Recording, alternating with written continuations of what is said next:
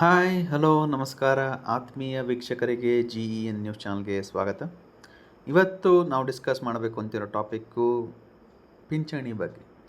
ಈಗಾಗಲೇ ವೇತನ ಆಯೋಗದ ಬಗ್ಗೆ ಯಾವ್ಯಾವ ಶ್ರೇಣಿಗಳಿದೆ ಅಂತ ಸರ್ಕಾರ ಅಧಿಕೃತ ಆದೇಶದಲ್ಲಿ ಹೊರಡಿಸಿದೆ. ಅದೇ ಅಧಿಕೃತ ಆದೇಶದಲ್ಲಿ ಪಾಯಿಂಟ್ ನಂಬರ್ 4 ಮತ್ತು 5 ಪಿಂಚಣಿ ಬಗ್ಗೆ ಮೆನ್ಷನ್ ಮಾಡಿದ್ದಾರೆ. ಈ ನಿಟ್ಟಿನಲ್ಲಿ ಎಷ್ಟೆಷ್ಟು ಪೆನ್ಷನ್ ಆಗ್ಬೋದು, ಪೆನ್ಷನ್ ಬೇಸಿಕ್ಸ್ ಎಷ್ಟಾಗ್ಬೋದು ಅನ್ನೋ ಕ್ಯಾಲ್ಕುಲೇಟ್ ಮಾಡಿದ್ದೀವಿ. ಇದು ಬೇಸಿಕ್ ಕ್ಯಾಲ್ಕುಲೇಷನ್ ಅಷ್ಟೇ, ನಾವು ಯೂಸ್ ಮಾಡಿರೋದು ಇದೇ ಥರ ಬರುತ್ತೆ ಅಂತ ನಾವು ಹೇಳಲ್ಲ. ಈ ಥರ ಬರ್ಬೋದು ಅನ್ನೋ ಒಂದು ಕ್ಯಾಲ್ಕುಲೇಷನ್ನ ತೋರಿಸ್ಕೊಡ್ತಾ ಇದ್ದೀವಿ. ಏನಿದೆ 4ನೇ ಪಾಯಿಂಟ್ ನೋಡಿ, ಪಿಂಚಣಿ ಮತ್ತು ಪಿಂಚಣಿ ಸೌಲಭ್ಯಗಳ ಪರಿಷ್ಕರಣೆ ಕುರಿತಂತೆ 7ನೇ ರಾಜ್ಯ ವೇತನ ಆಯೋಗದ ಶಿಫಾರಸುಗಳನ್ನು ಅಂಗೀಕರಿಸಲು ಸರ್ಕಾರವು ಹರ್ಷಿಸುತ್ತದೆ.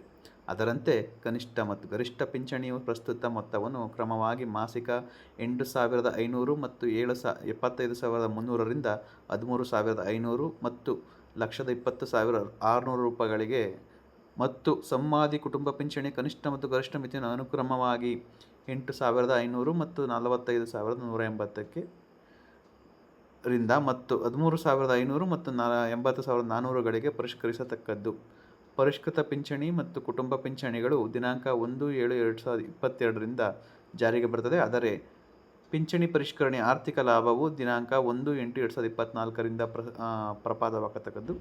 ಮರಣ ಮತ್ತು ನಿವೃತ್ತಿ ಉತ್ಪನ್ನದ ಪ್ರಸ್ತುತ ಗರಿಷ್ಠ ಮಿತಿ 20 ಲಕ್ಷಗಳಲ್ಲಿ ಯಾವುದೇ ಬದಲಾವಣೆ ಇಲ್ಲ.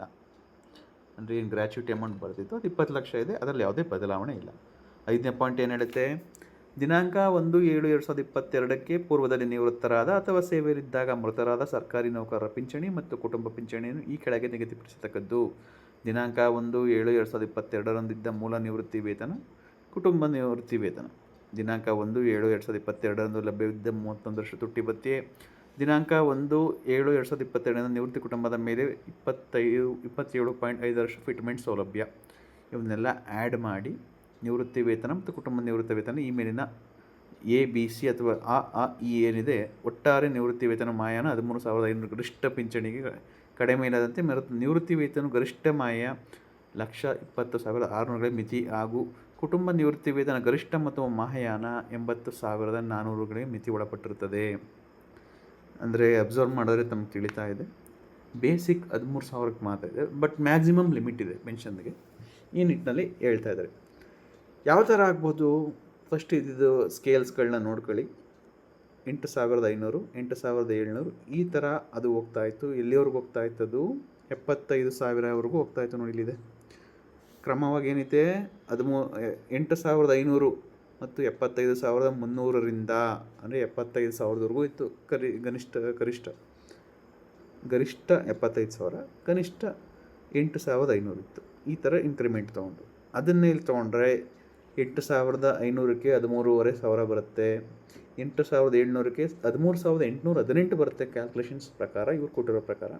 ಬಟ್ 13,818 ಆಗಲ್ಲ, 13,800 ಆಗುತ್ತೆ. ಈ ಕೊರೆ ಏನಿದೆ ಅದನ್ನು ಕಡಿಮೆ ಮಾಡ್ಕೊಳ್ಳಿ, ಡಿಫ್ರೆನ್ಸ್ ಹತ್ತಿರ ಇದೆಲ್ಲ ರೌಂಡ್ ಆಫ್ ಮಾಡ್ಕೊಳ್ಳಿ ಅಂತ ಹೇಳ್ತಾ ಇದ್ದೀನಿ. 8,500ಕ್ಕೆ 13,500, 8,700ಕ್ಕೆ 13,800, 8,900ಕ್ಕೆ 14,100 ರೂಪಾಯಿಗಳು, 9,100ಕ್ಕೆ 14,400 ರೂಪಾಯಿಗಳು, 9,300ಕ್ಕೆ 14,800. ಈ ನಿಟ್ಟಿನಲ್ಲಿ ಹೋಗ್ತಾ ಇರುತ್ತೆ, ಇನ್ಕ್ರಿಮೆಂಟ್ ಆಗ್ತಾ ಇರುತ್ತೆ. ನೋಡ್ಕೊಳ್ಳಿ ಎಲ್ಲನೂ ಇಲ್ಲಿ ಒಂದು ಸರಿ. ಇದರಲ್ಲಿ ಏನಾದರೂ ಡೌಟ್ ಬಂದರೆ ದಯವಿಟ್ಟು ಕಮೆಂಟ್ ಮಾಡಿ, ತಮ್ಮ ಏನೇ ಡೌಟ್ ಇದ್ರೂ ಬಗೆಹರಿಸ್ಕೊಡ್ತೀನಿ. 26ನೇ ಪಾಯಿಂಟಲ್ಲಿ ನೋಡಿ, 15,175ರಿಂದ 27,675ವರೆಗಿದೆ. ಇದೇ ಡಿಫ್ರೆನ್ಸ್ನಲ್ಲಿ ಬಂದರೆ 26,100ರಿಂದ 43,954 ಅಥವಾ 44,000ವರೆಗೂ ಕೂಡ ಹೆಚ್ಚಾಗುತ್ತೆ. ಮತ್ತು 27,902ರಿಂದ 49,800ಕ್ಕೆ ಕ್ಯಾಲ್ಕುಲೇಟ್ ಮಾಡಿಕೊಂಡ್ರೆ 44,300ರಿಂದ 79,000ಕ್ಕೆ ಬರುತ್ತೆ.